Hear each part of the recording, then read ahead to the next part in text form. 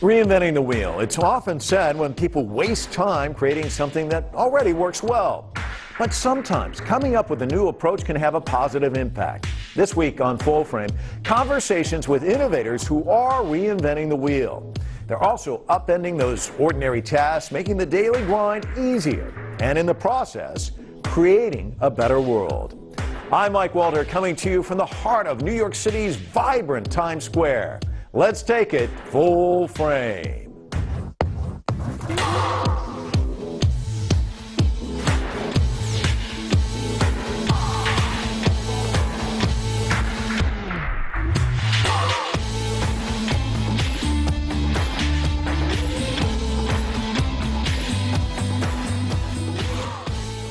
In 2012, Matt Dalio founded Endless Computers, a San Francisco-based startup. He had one simple goal: provide access to affordable personal computers to people in the developing world. Almost immediately, Endless had an impact. He's a little 12-year-old boy who 8 months ago couldn't speak English and decided to teach himself English through his computer. And I'd like to have you meet him. Jimmy, please welcome me on stage.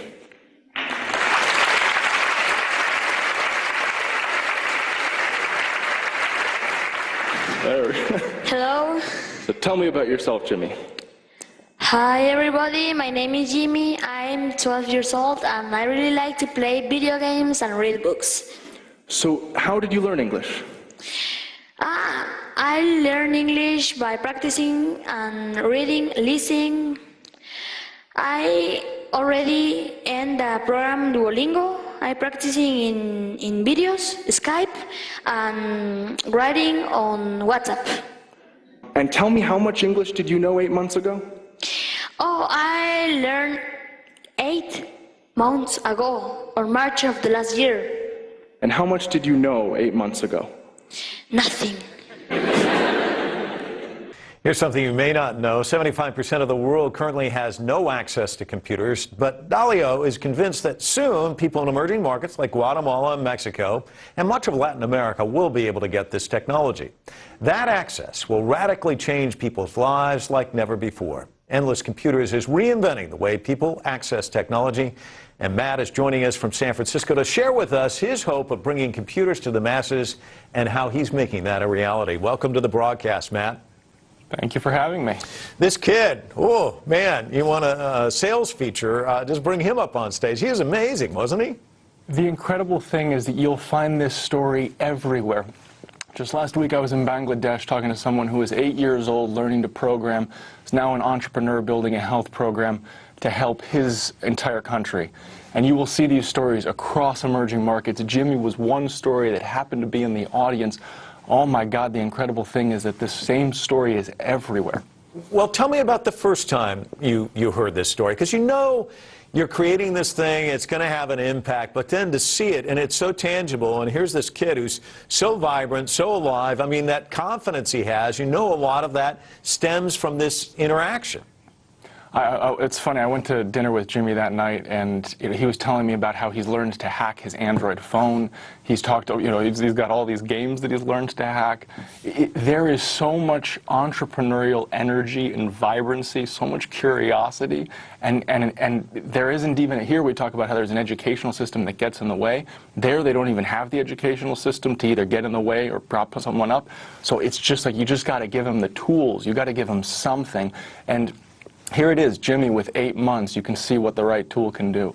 Tell you what, Matt, why don't you pause for just a second? We've got a clip we're going to run, and then I want to pick up on the backside of this. Let's listen in. Endless works easily from the moment you turn it on. All of your favorite apps are on your desktop. It includes a full ecosystem of applications, including a word processor, software for presentations, and spreadsheets that can even open Word, PowerPoint, and Excel files. With one click, you can access your browser. Endless was built to work with or without internet, so regardless of your ability to connect, it's just as valuable when used offline. Our apps can be used to write school reports, edit your resume, and do pretty much anything you'll need for school, work, or home. Endless also comes with a built-in app center. Inside, you can find over 100 applications that can be installed with a click of a button, and the best part is, they are all free. There's a full encyclopedia educational videos and lectures, apps for health and wellness, parenting, and so much more. So Matt, that gives us an overview, but let's kind of break it down a little bit. With or without the internet, many of us don't think about that in the Western world, but that's key, isn't it? It's funny, we're doing two very counterintuitive things. The whole Silicon Valley is moving towards two things, mobile and cloud. And they've forgotten that most of the world doesn't have desktop and doesn't have cloud. And so computing's actually gotten worse in environments in emerging markets, even a desktop computer. And the solution to that's not that hard. You just have to think about what is it that people want when they're accessing the internet. What people want is two things. It's communication, which is really cheap on a data plan, and it's information, which is really expensive on a data plan, and that's the limitation. But the reality is that most information that people use is actually the same information, right? So to give you an example, Wikipedia, 80% of all Wikipedia searches are for 3% of Wikipedia entries. So the information that we want is not all possible information. It's really actually a pretty limited subset of that information, and what we've done is gone and put it inside of each computer. How did you get to the point where you knew what to deliver? Because, you're in the Silicon Valley where everyone's thinking outside the box and creative, and yet you almost have to kind of take a step back and say, no, no, no, we've got to strip this down. How did you get to where you are in delivering what they need? Pretty much everything we've learned from going out in the field. It's funny how you can speculate what the right thing is here, and then you go there and you realize how wrong you are. And you realize all of the new ideas that you can bring back here to build. And so we went and we just asked people what they wanted. The first approach that we had was, let's go look at statistically what it is that people want. But that doesn't include everything, right? Because I'm not searching for health information every day, but by God, when I'm searching for that information, I want that information. And so what we did was we went and we found information like people want handicrafts. Why do they want handicrafts? Well, it's because they make the handicrafts, they sell them, and that's livelihood. We found that people were constantly making CVs in internet cafes. My first thought was, why are they making CVs? And it turns out that it's a gig economy. In other words, they get a job for about 3 weeks, a month, and then they get the next job. So they're constantly having to update their CV. So we went and we made an offline application to guide people through the process of making CVs. And this is sort of symbolized how we've built the whole thing, which is we don't know what they want. Just go ask. And so getting you in a studio talking about this is probably a rare occurrence. How often are you on planes, and what are some of the things you're learning as you go on your journeys? And where do you go? I was in Bangladesh last week, Dubai the week before that. I'll be in Guatemala and Mexico in 2 weeks, Brazil in a couple months. So I'm sort of always on the road, and that's because that's the source of truth. What about the cost? When we think of the cost of computers, obviously they've come down considerably when you think about buying that first computer years ago. But still, it can be prohibitive for people in the areas that you're going to. How much does it cost? Good question. So what we found was that cost was the first big barrier for people being able to have these devices. If you see tablets sweeping across emerging markets, the question is that because they want a tablet more than a computer, or is that because they can only afford a tablet and they can't afford a computer? The insight we had was, let's use the same type of processor that's inside of a tablet. That's the most expensive thing. The second most expensive thing is a screen. Everyone's already got a TV at home. Let's go use that TV. And the third most expensive thing is an operating system. If we make a free operating system, it means that we could deliver a computer now for $79. There are a lot of people where you're sitting who are getting incredibly rich not doing this sort of work. They're aiming at products that they know the masses will buy and spend a lot of money on, and they can live in a nice, fancy house. What made you go in this other direction? So I actually lived in China for a year when I was 11 years old. I lived with a Chinese family. So I left my family here. I went to an all-Chinese school. I ate dumplings each day. I went and biked to school. And when I was 16, I went back and spent a summer in an orphanage in China. And that was really when my eyes opened. There is a whole other world that is in a whole lot of need.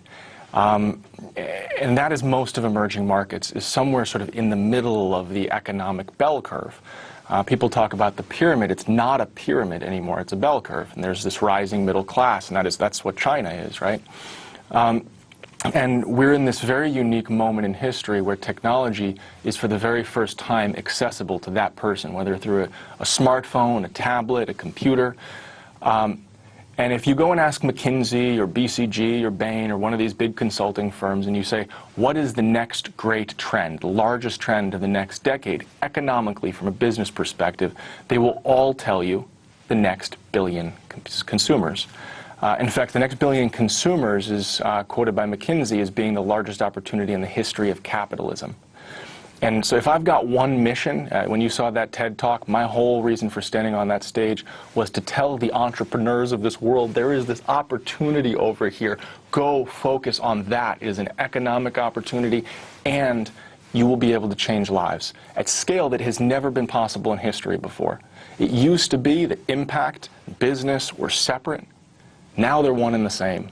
And I just feel so darn lucky that I get to devote my life to using the power of business to go affect, impact at scale. But you know what's interesting, and I don't want to go back too far, but I was just thinking about it. You work on this, you quit. You could have easily thrown in the towel and gone and do something else. So there was a reason why you're just like, well, I'm going to keep pushing. So talk to me about that. I wake up every single morning and think about the importance of what we're doing.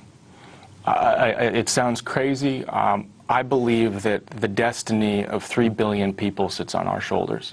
And that sounds absolutely crazy. But everyone else in technology is focused on desktop and cloud, and no one is focused on the two solutions, or mobile and cloud, and no one is focused on people who don't have those two things. I still haven't seen it. I've been working on this for 5 years, and the answer still hasn't come.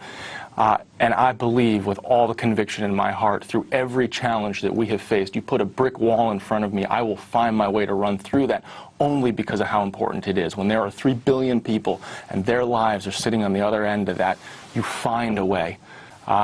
And so here we are, we've got the answer, and telling the world about it is a whole other set of challenges. Now we have to go get that into 3 billion hands, and that is not an easy thing. But again, it does not matter how hard it is, you do it. So extend it out for me. I mean, you must think about this. Where is Jimmy? He's at age 12, he's this kid.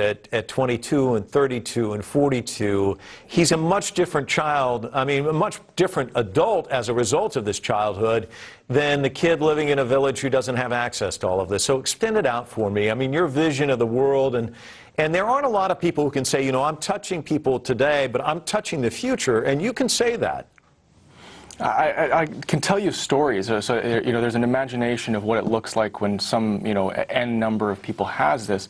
But I was just in Bangladesh, and there was a guy who was telling me a story of he was very lucky in his country to get access to a computer. At 8 years old, he was sort of picked on at school, and so he'd go home, and his computer was the thing. It was his outlet. It was his creative outlet. That put him on an entirely different trajectory. It was all of a sudden every curiosity he had was able to be answered. He was just a curious person, and there were the answers. And you fast forward, and he was able to go to Harvard. He met another friend from Bangladesh who he started a company with. To go back and note again, it's a company, not a foundation, that's doing this. He started a company to go deliver quality health care at scale. And so they're using tablets through all of these quack doctors that line emerging markets, that line Bangladesh, to be able to connect them with a doctor, with a diagnostic set of tools that every single one of these quack doctors has, and with a set of algorithms that can mean that now people who literally have never seen a doctor before, at 65 years old, never seen a doctor in their life before, I was just with these guys last week, are able to now have access to a doctor in the capital city of Bangladesh. And that story came from an 8-year-old child who had access to a computer. What does the world look like when every kid has access to a computer? Your imagination can go as far as mine can go. It's mind-boggling. And we don't think of computers as a level playing field, but it is the level playing field, isn't it? It's the difference between what you just described and an entirely different future. I think that's right. There's nothing we can do to give everyone a level playing field. I had access to the best education possible. There's just nothing that we can do to give everyone access to the benefits that I have been very lucky to have in my life. And if there's one thing we can do for them, my God, it's opened up their world to everything that fits inside of a box that literally fits inside my palm. So hope is endless, and it's a great name to have for your company, isn't it? The name came in sort of a 30-second fit of inspiration, and it's uncovered why this is sort of I don't know, feels like it's meant to be. Matt, it's been great chatting with you, and I know you're traveling again tomorrow, so thanks for sitting down in a studio and visiting with us, and best of luck to you in the future. Thank you for having me. Coming up next, a new take on the job hunt.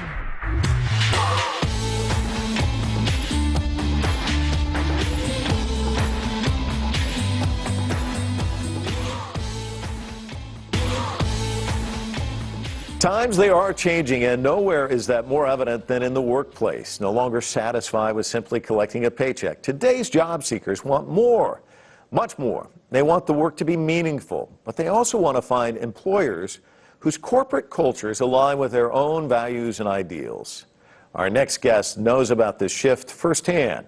After a particularly lengthy and challenging job search, Nina Chung created a job search site. Hi-Ho puts human needs, life preferences, and company culture at the center of the job hunt. As co-founder and CEO, Nina is committed to fulfilling Hi-Ho's vision that nobody should be unhappy with their job. Nina believes employee happiness should be considered a basic human right. Nina Chung is here to share her own career adventures and misadventures and to tell us how Hi-Ho aims to disrupt the job search landscape. Welcome to Full Frame. Thank you for having me. Let me ask you about this. I guess everybody that I can think of probably has a story about a horrible job experience or a horrible job search. Mm-hmm. Do you have both? I do have both. And is that why you're sitting here today? I mean, is that what led to this in a sense? Yeah. So I graduated college in 2008, which was a particularly difficult time for young job seekers. Actually, in the fall of 2007, I received a job offer and signed on to work at Bear Stearns, which is one of the large investment banks in New York at the time. Ultimately, that bank ended up collapsing, and I became a refugee of, Wall Street before I even started working. So after that, it was just extremely difficult for me to find a job, and I was spending 8 hours or more a day applying for jobs online, speaking to people, and nothing really worked out. So I've used pretty much every job search site there was at the time. And finally, after a year and a half, I did end up getting back into investment banking.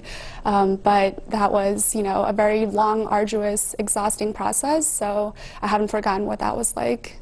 And combined with some of my not great job experiences, it really led to the culmination of Hi-Ho. So I guess going through that whole, I got to find a job, you availed yourself of probably everything out there. Yes. And probably saw a lot of the shortcomings. I mean, what were some of the things that kind of hit you as you were going through the process that, geez, if I could change this, this is what I'd change? Well, I think a lot of job sites out there don't really focus on millennial job seekers at all, which is unfortunate because as of 2015, millennials are now the majority of the workforce.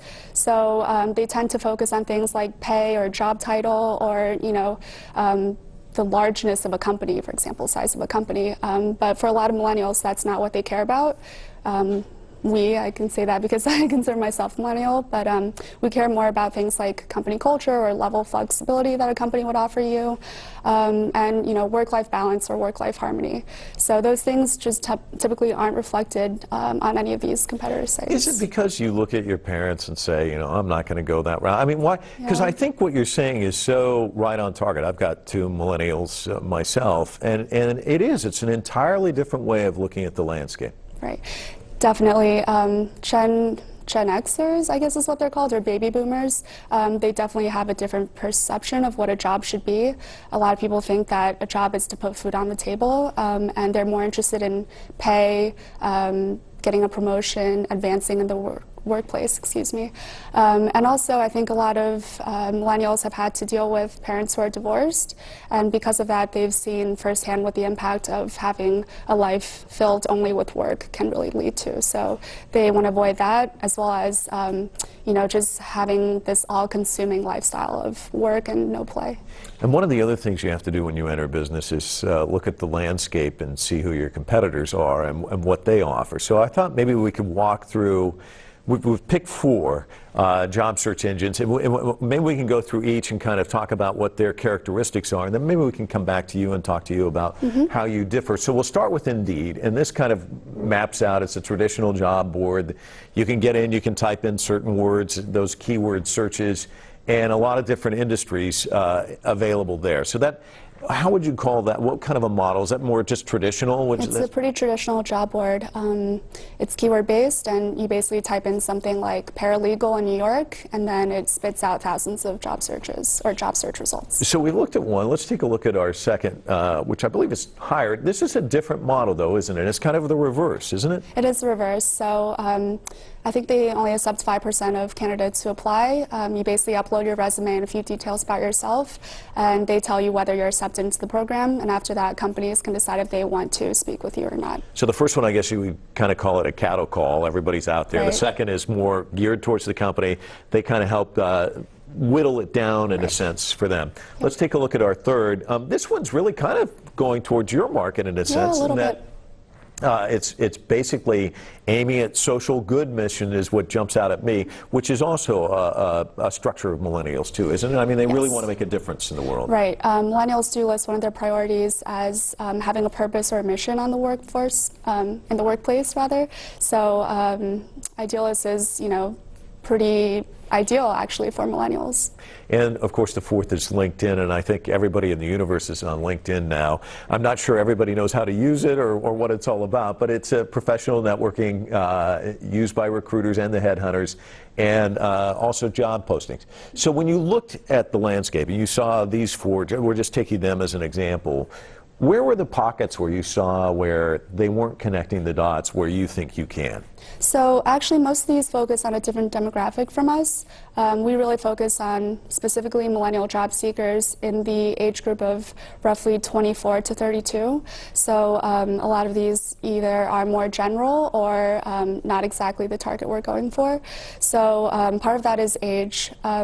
And another is really the priorities that come with being a millennial and having this mindset. So we do give people a lot more options in terms of what they can prioritize in the job search.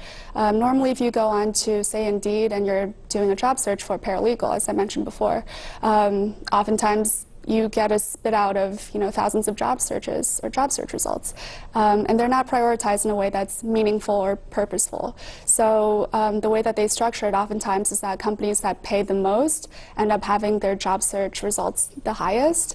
So it's not really keeping the job seekers' best interests in mind. It's much more focused on the companies, and what we're trying to do is give job seekers a little bit more leeway and a little bit more benefits there. You're kind of jostling the work world in a sense. A good friend of mine is the director of this broadcast. We always laugh about one of his bosses who would see people conversing and, no more talking, get back to work. This concept of happiness as a human right, there are a lot of bosses who don't think that should be a human right, where it's crack the whip. How do you change that mindset, do you think? And why do you see it as a basic human right to be happy at the workplace? Yeah, well, I think, the more I looked at it, the more happiness at work seemed to be synonymous with happiness in life, because we are spending so much time in the workplace, probably, a third to half our lives and the majority of our working hours. And even with, technology, smartphones, what have you, you're pretty much on call 24/7. At least that's what it feels like to me oftentimes. So, there's a much more blurred line of what work and life means, and to that extent, if you're trying to be happy in life, which is kind of the goal of any human being, and the goal of human nature, I would say, then why not seek happiness in the workplace as well? So this is, I think it's a newer concept, but it's something that a lot of millennials have come away with after the recession and what they had to suffer through in this more scarcity-based mindset where really employers were king. I think now employees have much more power, and they can go ahead and make some decisions that they didn't really feel empowered to make a few years before. It's interesting you worked at Bear Stearns, and I mean Wall Street's not a stone's throw away from here.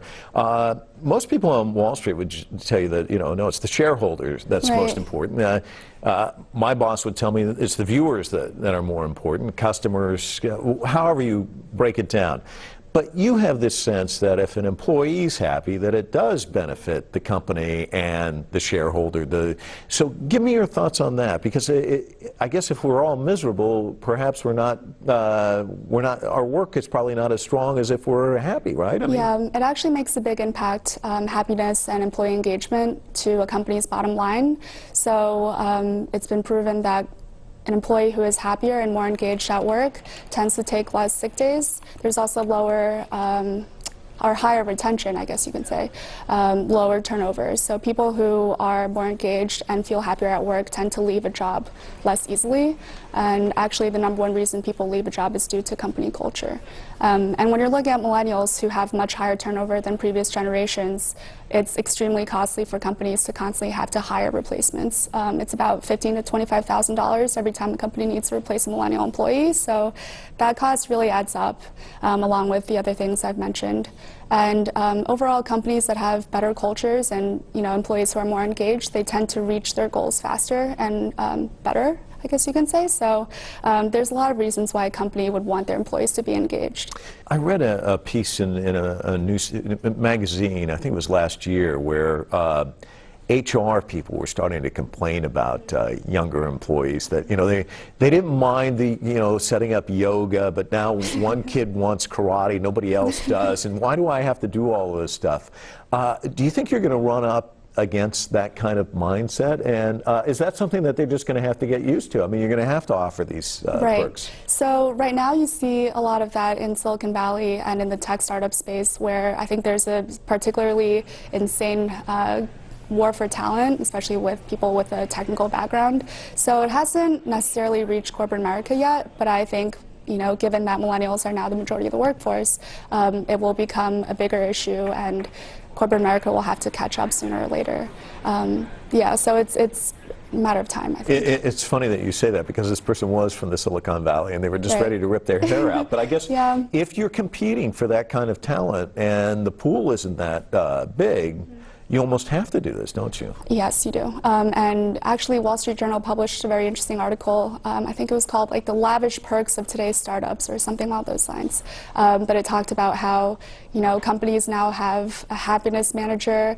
They have people who are willing to do whatever it takes to get companies or to get people to come on board, whether that's catered lunches or yoga studios, as you mentioned, or just unlimited vacations, very flexible work policies.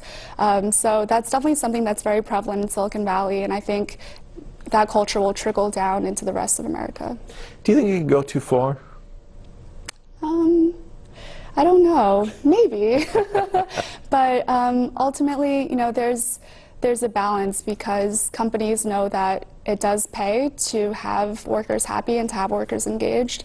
And if you're keeping people at the office longer and keeping them happy at the office longer, then they'll also be more likely to produce good work and to stay there longer as well.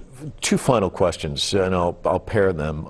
What advice would you give to a millennial right now who's out there looking for a job but doesn't want to settle for something, they want to find that perfect fit?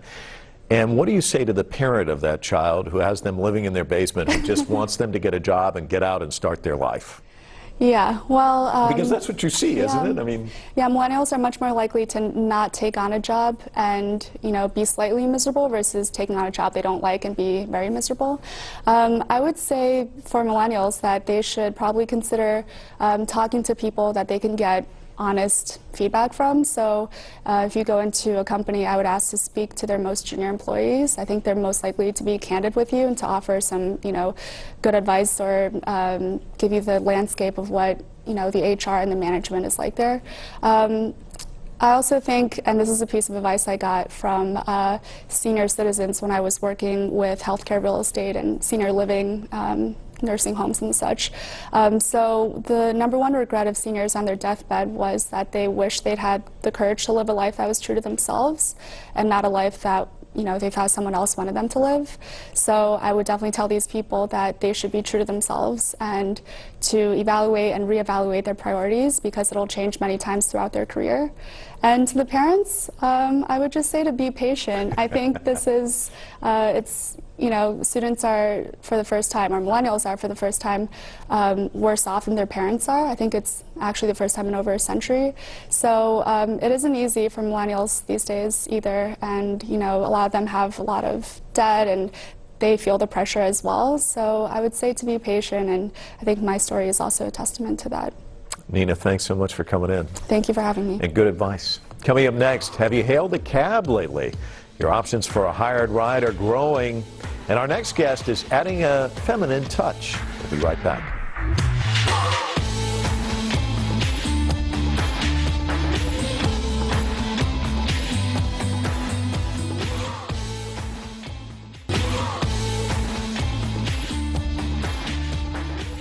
It's unusual to see no matter where you travel in the world. In fact, when was the last time you saw a woman driver behind the wheel of a cab? It's extremely rare, even right here. There are 115,000 people driving taxis and limousines in New York City, but only, get this, 3% of them are women. Our next guest is working to increase those numbers and to ensure that more women are in the driver's seat. She's a wife, mother, and founder of She Taxis, or She Rides, as the service is called, within New York City limits. It's the first company in the United States to offer taxi and car services for women, from women, through an iPhone application. This service emulates already existing models that are successful in a number of other countries. Here to tell us about the advantages of being both behind the wheel and in the passenger seat of She Taxis is Stella Mateo. Stella, welcome to Full Frame. Thank you. Thank you for having me in the show. I appreciate the opportunity. You bet. So let me ask you the obvious question, which is why? And then the second one, why two names? Okay, the reason why it's a movement to empower women financially and personally. And the reason for the name is in New York City, you're only allowed to use the name taxis for the yellow cabs. Outside of the New York City area, it's She Taxis, but in New York City, She Rides. I see. Let me ask you about the concept. You've been around the taxi industry for a while. When did it first occur to you that, geez, there aren't any women driving these things? After my husband is the founder and spokesperson for the New York City Federation of Taxi Drivers, and through the over 20 years, listening to all the issues pertaining to the industry, I was more focused on women issues. And then when we looked at the statistics and see that, as you mentioned, 97% of the drivers are men. In the yellow industry, less than 1%. But 60%, very interesting, 60% of the ridership are women. So talk to me about drivers. How hard? I mean, there obviously isn't a large pool out there, as we've been talking. I mean, how do you grow that? What were some of the obstacles that you faced right off the bat?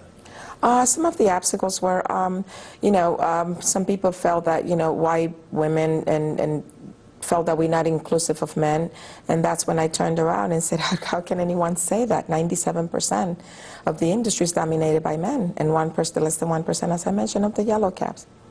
It's interesting, I was doing a Google search, and I'm not trying to besmirch the cab industry in any way, but I just put in woman assaulted by a cab driver in a Google search, and it was amazing how many hits came up. And here in the United States, in England, in India, I mean, the list goes on and on and on. And I guess even if that's a really minuscule percentage, for a woman to see that article or that story, it ends up in here for a long, long time. So what is the fear factor for women? What is the belief system getting into a car and knowing that a woman's driving for you? How does that shift for them? Oh, the women that the feedback that we get is that they are very, very happy, because you're in a small confined space, and I'm not saying that men are dangerous in any way or that, they're at risk by riding with the men, but just you feel safer, a woman with another woman. And also, I have two daughters. I feel it's a mother instinct. I always feel that women are more protective of other women and young girls, being a mother. Also, when my girls go out at night, I feel safer. I feel better knowing that they can have the option of, requesting a woman. So when you first came up with this idea, and your husband obviously was on board, and you started to come up with the concept, what was the initial feedback you were getting from women? Because the thing that's interesting about your operation is it's women drivers, women customers. Yes, yes. When women get older, sometimes they can't find work. When you retire, our ambassador for She Taxis is 65 years old. And she's so excited because she's retired, and she said, where else would I find work? It doesn't matter your size, doesn't matter your age, your ethnic background. So it's very attractive for us to be able to do this kind of work. Tell us about your adornment here. Pink. Yes, pink. I offer all the drivers that join She Taxi, that join the movement, the pink pashmina. And the reason for pink is it's a girly color, it's a friendly color, it's feminine. And so we want to make a statement with it. What are the most popular reasons for using your services that you hear from the customers? Safety. Safety is the #1 reason. And then what about other countries? I mean, we're talking about specifically New York, but obviously doing your research, you must have found that this is something that's springing up in other countries. What did you find? Yes, it's India. It's one of the countries, and I believe one of the main reasons why India is because Muslim women, for religious beliefs, is another reason why this is a great idea. Muslim women cannot ride in a car with a man or driver a man. So they also have a service women for women because of those religious beliefs. And do you think that this is something, obviously you're bringing up India, I know that it's in other countries as well. Do you think that this is something that's kind of a tidal wave, that this is just starting and that we're going to see this everywhere? Well, I hope to bring it everywhere. I don't know about anyone else, but we're working, we're going to develop it nationwide first, and then we're going to go international. We've been contacted by different countries. I've done interviews with France, Italy, Dubai, Spain, different countries around the world contacting us, wanting for us to bring the services. Wow. You brought up men and how, it's overwhelmingly in their favor. But I suspect, this is a litigious society that we live in, that, that there's going to be somebody who's going to complain and say that this is discrimination, that sort of thing. Are you prepared for that? Have you heard that already? Or? That was from the very beginning. It was one of the main issues. And when I was asked, that some people felt that it was discrimination. I said, of course it's discrimination. 97% of an industry dominated by men and less than 1% in another. That is discrimination, absolutely. What about feedback? What have you heard so far from passengers and the drivers who work for you? We have feedback from women, especially coming from flying internationally into airports. One of our drivers, our ambassador driver, said one of the women said to her, look, sometimes we're running for meetings in traveling, and we run back, we schedule behind schedule, we're traveling, but we're able to change in the back of the car because it's a woman, so they feel comfortable. The comfort level, it's totally different than when they ride with a man. That's another compliment that we get, how comfortable they feel besides safe. Well, we were comfortable talking to you. Thanks so much for coming in. Best of luck with your new venture. It sounds like it's doing very, very well. Thank you. Thank you for the support. Stella, thanks so much. While Stella and She Taxi are reinventing the way women are hailing a cab, one of the world's most famous innovators is working on reinventing the way we travel long distances. In 2013, entrepreneur Elon Musk proposed a conceptual high-speed transportation system called the Hyperloop. The idea is that passengers would ride inside capsules at tremendously high speeds in pneumatic tubes. A cross-continent trip that today takes days could be completed in mere hours. Construction of the Hyperloop itself is still in the startup phase, but students at UCLA's Ideas campus have already envisioned what the Hyperloop travel experience will be like. And as full-frame contributor Sandra Hughes found out, reinventing the way we all travel is no small challenge.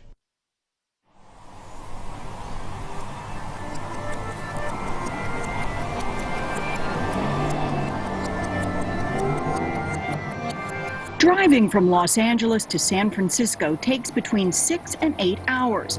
It's about 620 kilometers. Flying between the two cities takes about an hour, but could cost hundreds of dollars. The third travel option may look like a cross between a ride at Disneyland and a science fiction transporter, but it's under a decade away, and it's called the Hyperloop. For a $20 ticket, you can travel between the two cities in about 30 minutes. It changes the perception of space, it changes the perception of time. It's going to be revolutionary. Revolutionary because the Hyperloop could change the way people work, live, and commute. People can live and they will be able to live in cheaper towns and cities and commute to bigger cities for work. I mean, it's going to also change the way we live. I mean, it's quite incredible to think about that you can actually, live in Los Angeles and work in San Francisco, just like this daily commute, 30 minutes.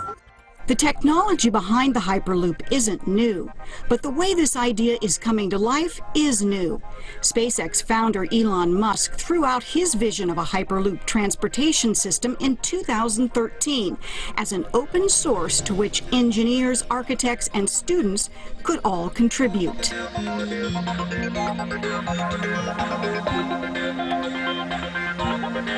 It's a really good sort of example of a 21st century business model.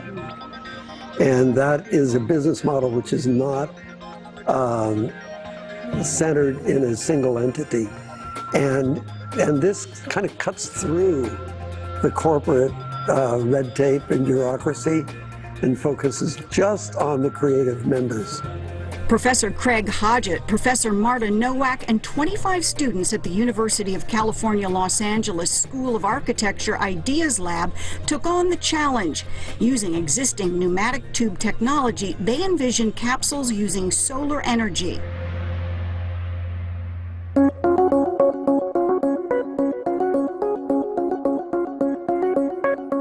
We would have frictionless wheels.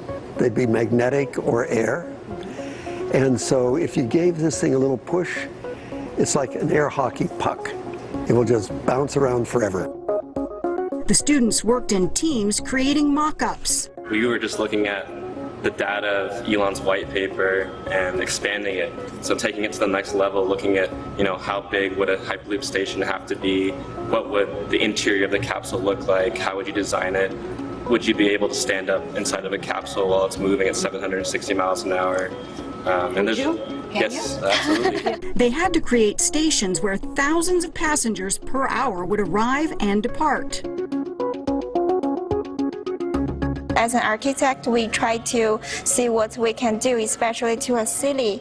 And Hyperloop is such a big new infrastructure. It's a new transportation system.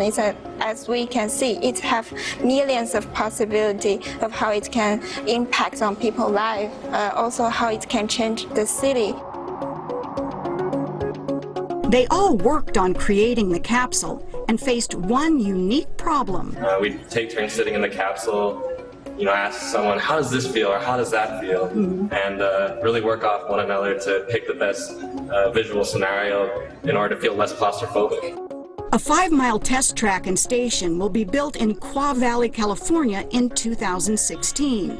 We don't envision enormous technical hurdles, but they may be there. Or may not. Either way, everyone's on board with predictions that in less than 10 years' time, Hyperloop should be a reality. For Full Frame, this is Sandra Hughes in Los Angeles. We'll be right back with this week's Full Frame Close-Up.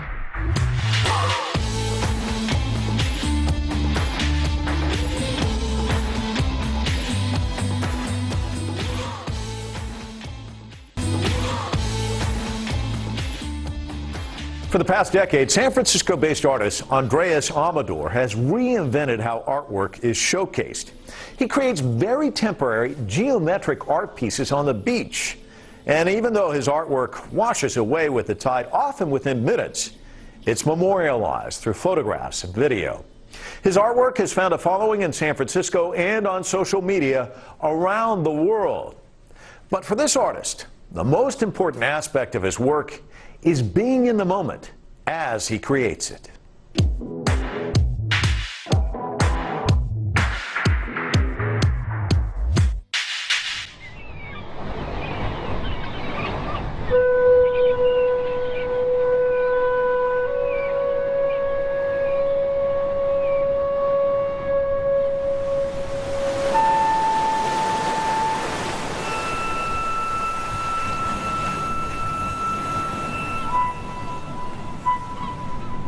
I get asked why do I do something that's going to wash away so soon?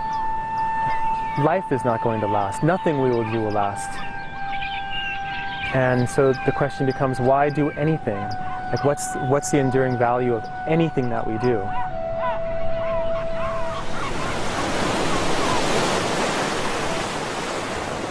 All that really matters is that we're living our life in joy, in a joyous way. And if we can fill our lives as much as possible with the things that give us energy, that we're excited to engage, where we feel that we're invigorated and our soul shines even brighter, then it's like we ought to be doing that. That's like, why wouldn't you do that, even if it's going to wash away?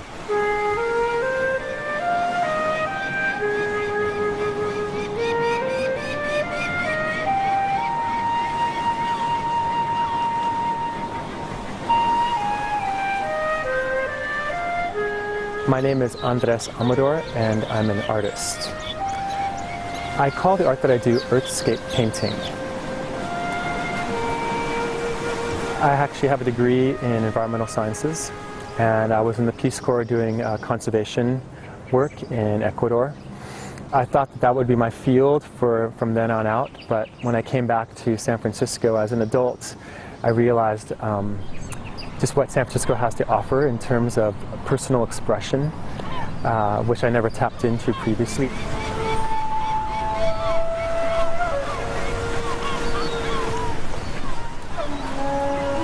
And I delved into the realm of creative expression.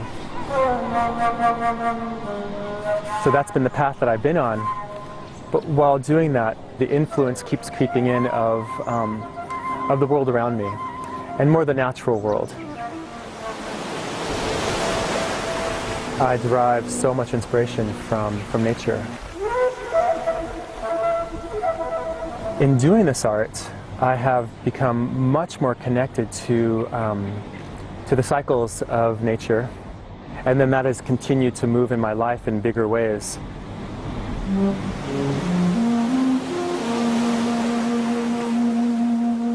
With the beach art, I have to do it according to the tides, and the tides are according to the movement of our planet and the moon.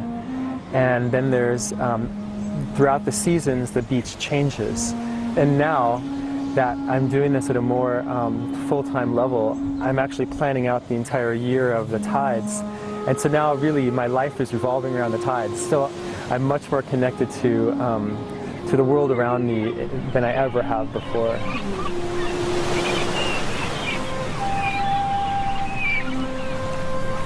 I started off doing ones that were more geometrically oriented, and those were inspired by the world of geometry, and which is a well explored terrain by cultures throughout history. So I was inspired by ancient architecture, and among my studies were crop circles, which I would say are the most direct connection to the early art that I did.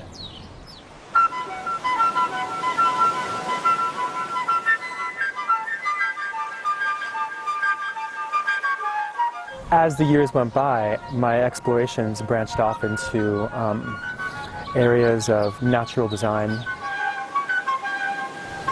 getting inspiration from the world around me.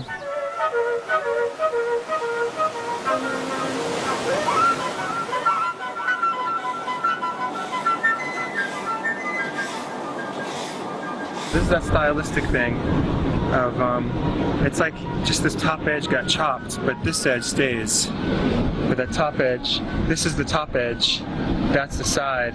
Well, this is the side. I'm gonna cut off the very top piece. Yeah, take off that one. There is a kinship that I feel with the many traditions around the world that create art where the process is the focus, and when the product is done, they sweep it away. It's meant to be destroyed in some fashion because the end result is not the goal.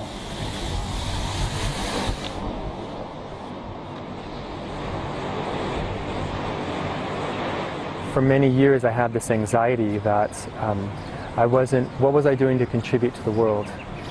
I wasn't alleviating hunger, or I wasn't solving problems of world peace, or I'm not protecting the animals, and there's a part of me that feels so sensitive to the world around us that it's almost as though I had to retreat from the empathy that I was feeling with the suffering that occurs in nature and in people.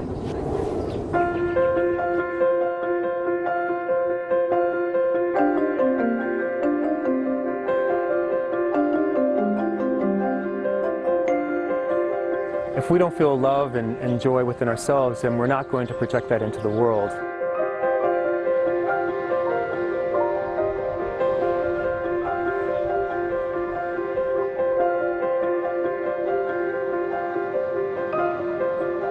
The art that I did today, it's going to be washed away, it's not going to last, but through my own experience of happiness, everyone who watched feels happy. They're going to go out in the day and they're going to send that out. They've taken pictures and they're going to post them wherever, and that's going to spread to around the world to other people, and they're going to experience joy. And the image might inspire something, then a little bit of impact would occur where I really do feel that it has this kind of ongoing cumulative quality of just kind of shifting the consciousness.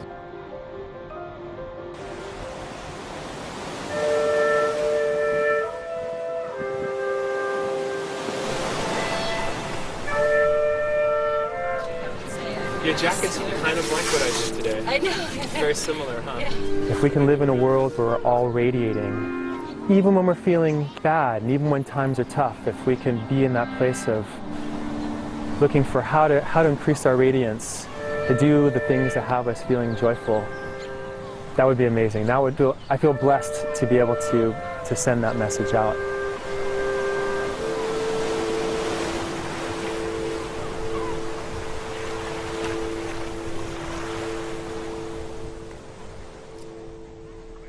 That's it for this week. Join the conversation with us on social media. We are CCTV America on Twitter, Facebook, and YouTube. And now you can watch Full Frame on our new mobile app, available worldwide on any smartphone for free. Get the latest news headlines and connect to us on Facebook, Twitter, YouTube, and Weibo. Search CCTV America on your app store to download today. All of our interviews can still also be found online at cctv-america.com. And let us know what you'd like us to take Full Frame next. Simply email us at fullframe@cctv-america.com. Until then, I'm Mike Walter in New York City. We'll see you next time.